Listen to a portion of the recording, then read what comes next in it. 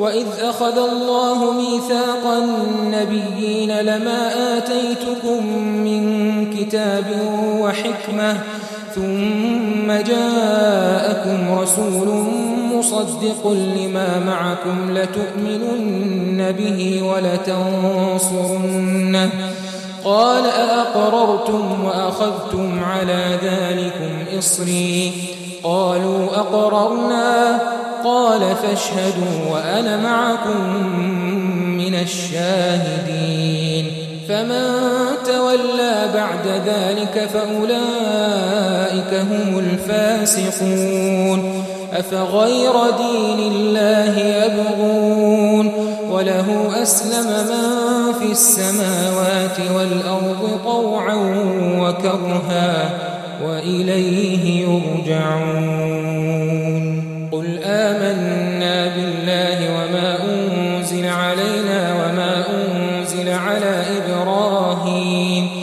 وما أنزل على إبراهيم وإسماعيل وإسحاق ويعقوب والأسباط وما أوتي موسى وعيسى والنبيون من ربهم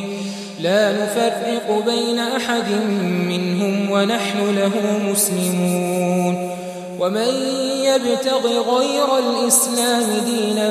فلن يقبل منه وهو في الآخرة من الخاسرين كيف يهدي الله قوما كفروا بعد إيمانهم وشهدوا أن الرسول حق وجاءهم البينات والله لا يهدي القوم الظالمين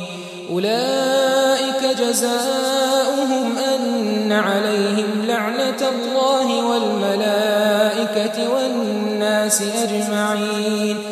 خالدين فيها لا يخفف عنهم العذاب ولا هم ينظرون إلا الذين تابوا من بعد ذلك وأصلحوا فإن الله غفور رحيم إن الذين كفروا بعد إيمانهم ثم ازدادوا كفرا لن تقبل توبتهم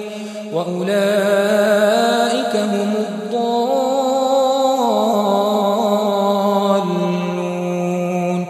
إن الذين كفروا وماتوا وهم كفار